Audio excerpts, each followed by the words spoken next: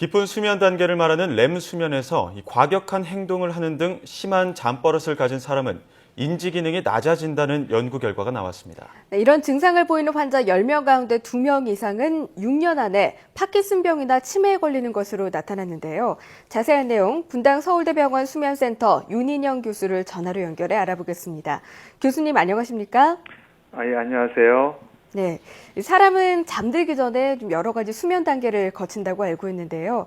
먼저 어떤 과정을 거쳐서 잠이 들게 되는지 궁금합니다. 예, 일단 잠이 들면요, 한 10분이나 15분 있다가 1단계 수면부터 시작하게 되거든요. 네. 그다음에 2단계, 3단계 수면을 거쳐서 한 90분 정도 지나면 그때 이제 렘 수면이 나오게 됩니다. 그래서 저희가 이제 하룻밤에 이런 1, 2, 3단계 수면을 합쳐서 비렘 수면이라고 그러고요.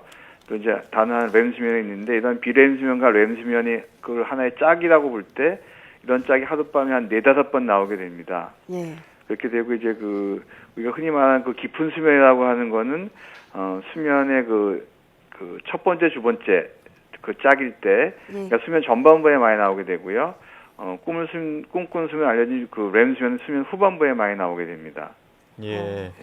10분에서 15분 후에 1단계, 그 뒤로 2, 3단계가 이어지다가 90분 후에 렘 수면 단계에 접어들게 된다는 말씀을 해주셨는데 이 렘 수면 단계가 되면 꿈을 꾼다고들 흔히들 얘기를 하는데 이 밖에도 렘 수면 상태가 되면 우리 몸에 어떤 변화가 일어나나요? 가장 중요한 변화 중 하나는 근육의 긴장도가 떨어진다고 하는 건데요. 예. 렘 수면이 영어로 rapid eye movement, 글자들이 눈이 빨리 움직이면서 상당히 활동적인 수면인 거에 반해서 우리 온몸의 근육의 긴장도는 떨어지게 되어 있습니다. 네. 네, 그런 특징이 있고요. 또 한편으로는 낮에 습득한 여러 가지 사실들을 통합적으로 기억하는 그러한 기억 저장이 렘 수면 중에 일어나게 됩니다. 이 외에도 남성분 같은 경우 이제 발기가 렘 수면 때문에 많이 생기게 되고요. 또 우리가 흔히 이제 스트레스 호르몬이 알려진 코티졸이 또 렘 수면 중에 분비가 되게 됩니다. 네, 그렇군요. 방금 깊은 잠에 빠지면 이게 근육이 이완이 돼서 신체적인 움직임도 줄어들고 거의 없단 말씀을 해주셨는데요. 근데 앞서서 말씀드렸습니다만 렘 수면 상태에서 과격한 행동을 하거나 잠꼬대를 하는 등의 이런 잠버릇이 심하다면 어떤 질병을 의심해 봐야 될까요? 예, 그렇습니다.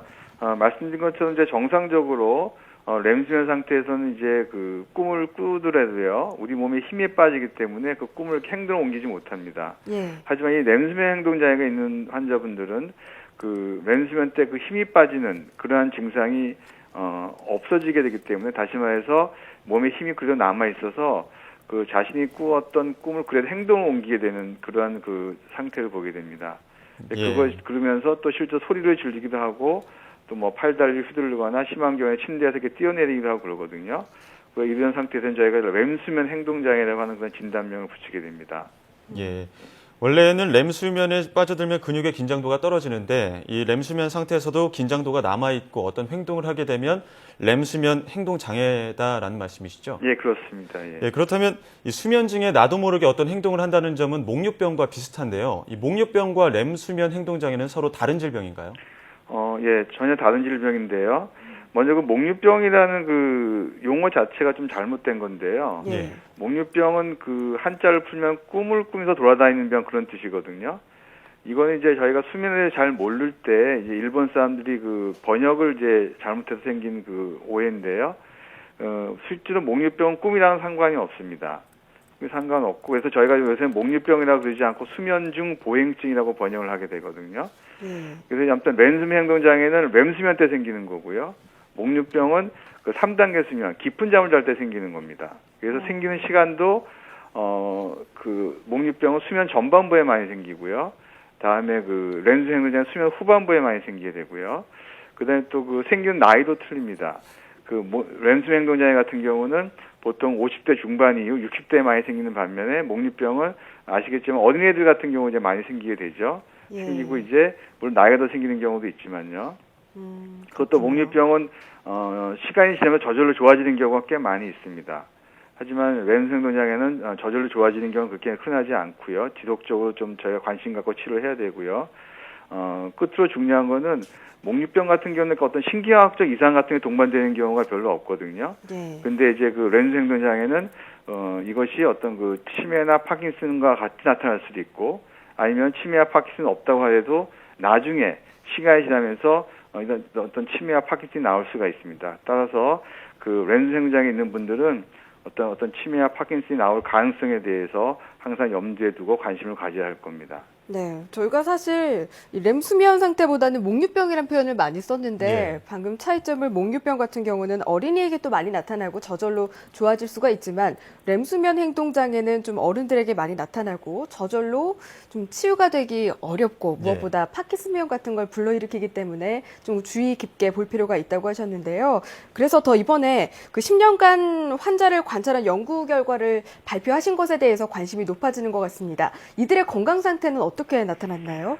이제 무엇보다 저희가 일단 이 환자들을 쭉 관찰했을 때요. 예. 한 5년 정도 지날 때는 그 환자분들 18% 정도가 그 파킨슨이나 치매가 됐고요.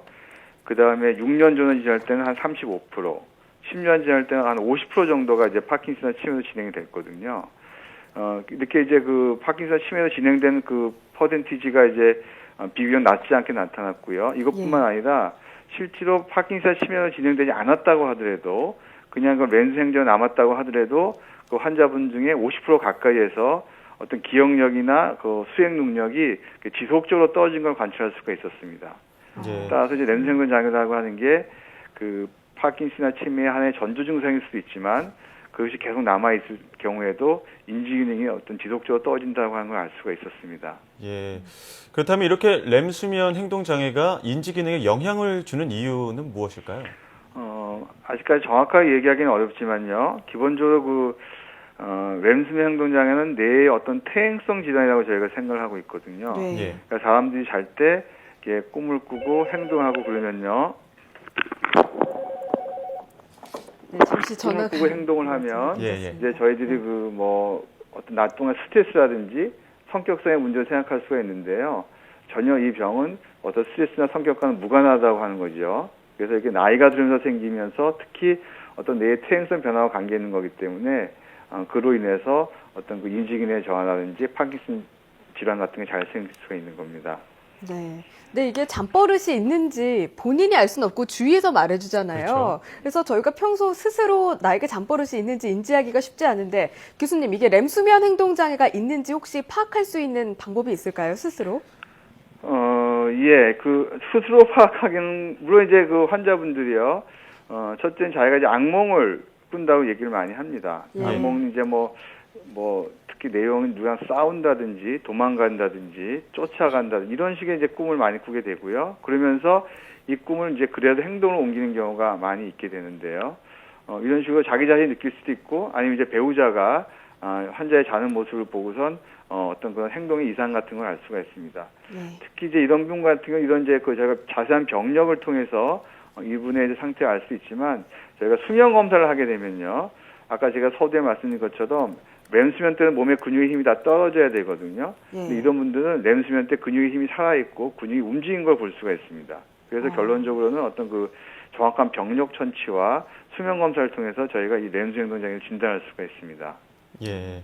악몽을 많이 꾸시는 분이나 혹은 배우자의 관찰을 통해서 혹은 또 수면 검사를 통해서 이런 램수면 행동 장애를 관찰할 수 있을 것 같은데요. 그렇다면 램수면 행동 장애는 어떤 과정을 거쳐서 치료하게 되나요? 치료 자체는 이제 클로나제팜이라고 하는 약제가 있는데요. 이 약제를 쓰면 한 90% 정도 환자에서는 상당히 조절이 잘 되고요. 나머지 10% 환자에서도 클로나제팜 약제 말고요. 또 다른 약제를 추가로 복용하게 되면 대부분 다 조절이 잘 됩니다. 이런 거 외에도 이제 가능하면 이제 그 침실 환경을 조금 안전하게 유지하는 것도 좋겠죠. 네. 그리고 이제 말씀드렸지만 램수 행동 장애의 치료도 중요하지만 어떤 파킨슨이나 치매로의 어떤 그 병이 진전이 있는지도 꾸준히 저희가 추적 진료하는 것이 중요하겠습니다. 네, 무엇보다 의심 증상이 생기면 가까운 전문의를 찾아가서 검사를 받는 게 중요할 것 같습니다. 네. 좀 예방이 필요할 것 같은데요, 교수님. 끝으로 생활 속의 피로를 해소하고 이 램수면 행동 장애를 미리 예방하기 위한 효과적인 숙면 방법도 전해주시죠. 그래서 램수면 장애는 이제 말씀드린 약물 치료나 이제 심실의 안정하게 하는 게 중요하고요. 이와 더불어서 과음을 피하는 게 상당히 중요합니다. 술을 먹게 되면 그 다음에 그날 이제 그 램수명 장애가 악화될 수가 있거든요. 그것도 신체적으로 너무 필요한 것도 램수명 장애의 악화 요인 중에 하나가 되겠습니다. 뭐 이 외에도 우리가 일반적으로 이제 건강한 수면에서 이제 권유하는 것들이 있죠.